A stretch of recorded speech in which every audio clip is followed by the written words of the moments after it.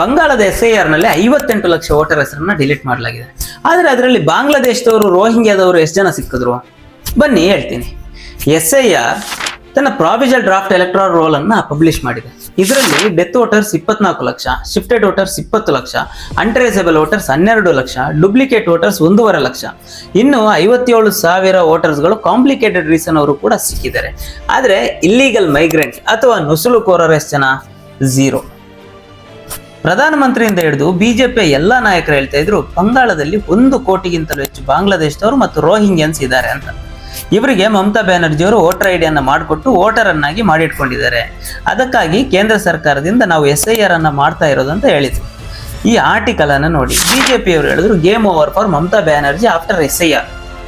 ಅಣ್ಣ, ಈ deleted voter ದೇಶನಲ್ಲಿ ಒಬ್ರು ಬಾಂಗ್ಲಾದೇಶ ಅಥವಾ ಗುಸ್ಬೈಟ್ ಇಲ್ಲ ಅಂತ ಹೇಳಿದ್ರೆ ಇನ್ನು ಈ ಎಲ್ಲಾ ವೋಟರ್ ಐಡಿಗಳು ಅಥವಾ ವೋಟರ್ಸ್ಗಳು ಕರೆಕ್ಟ್ ಆಗಿದೆ, ಜೆನ್ಯೂನ್ ಆಗಿದೆ ಅಂತ ಯಾವುದೇ ಪಕ್ಷಕ್ಕೂ ಕೂಡ ತೊಂದರೆ ಆಗ್ಬಾರ್ದಿತ್ತು ಅಲ್ವಾ? ಆದರೂ ಬಿಜೆಪಿಯವರು ಫುಲ್ ಕಾನ್ಫಿಡೆನ್ಸ್ ಇಂದ ಈ SIR ಇಂದ ಮಮತಾ ಬ್ಯಾನರ್ಜಿ ಅವರು ಸೋಲ್ತಾರೆ ಅಂತ ಹೇಳ್ತಾ ಇದ್ದಾರೆ. ಹಾಗಾದ್ರೆ ಇವರ ಮಾತಿನ ಅರ್ಥ ಕ್ಲಿಯರ್, ಇವರು ಮಮತಾ ಬ್ಯಾನರ್ಜಿಯ ಜೆನ್ಯೂನ್ ವೋಟರ್ಸ್ ಅನ್ನ ಡಿಲೀಟ್ ಮಾಡಿದ್ದಾರೆ ಅಂತ. ಬಿಹಾರದಲ್ಲೂ ಕೂಡ SIR ಆಯ್ತು, ಅಲ್ಲಿ 65 ಲಕ್ಷ ವೋಟರ್ಸ್ ಅನ್ನ ಕೈ ಬಿಡಲಾಯ್ತು. ಆದ್ರೆ ಗುಸ್ಬೈಟಿ ಎಷ್ಟು ಜನ ಸಿಕ್ಕಿದ್ರು? 0. ಆದ್ರೆ ಅಲ್ಲಿ ಎಲೆಕ್ಷನ್ ಅಲ್ಲಿ ಅತಿ ಹೆಚ್ಚು ಲಾಭ ಯಾರಿಗಾಯ್ತು? ಬಿಜೆಪಿಗೆ. ಸ್ನೇಹಿತರೆ, ಎಲೆಕ್ಷನ್ ಎಲ್ಲಿ ಬೇಕಾದ್ರೂ ಆಗ್ಲಿ, ಬಿಜೆಪಿ ಅತಿ ದೊಡ್ಡ ಚುನಾವಣಾ ವಿಷಯ ಅದು ವಿದೇಶಿ ವೋಟರ್ಸ್, ಬಾಂಗ್ಲಾದೇಶದವರು ಭಾರತದೊಳಗೆ ನುಸುಳುಕೋರರಾಗಿದ್ದಾರೆ ಅನ್ನೋದು ಅವರ ದೊಡ್ಡ ವಿಷಯ. ಅದಕ್ಕಾಗಿ ಕೇಂದ್ರ ಸರ್ಕಾರದಿಂದ SIR ಅನ್ನ ಮಾಡ್ತಿದೆ ಅಂತ ಹೇಳಿ ಎಲ್ಲಾ ಕಡೆ ಮಾಡಲು ಪ್ರಾರಂಭ ಆಗಿದೆ. ಇದು ಕೂಡ ಕರ್ನಾಟಕಕ್ಕೆ ಬರ್ಬೋದು.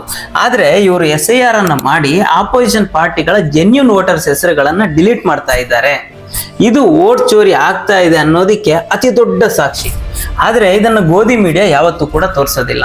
ಇದು ಇನ್ನು ಕರ್ನಾಟಕಕ್ಕೆ ಕಾಲಿಡಲಿದೆ, ಎಚ್ಚರಾಗಿರಿ. ಕೆಲವೊಂದು ಕೇಂದ್ರ ಸರ್ಕಾರದ ಯೋಜನೆಗಳು ಮನೆ ಬಾಗಿಲಿಗೆ ಬರೋಕ್ಕಿಂತ ಮುಂಚೆ ನಾವು ಅರ್ತಿರ್ಬೇಕು, ಅದೇ ಬುದ್ಧಿವಂತಿಕೆ.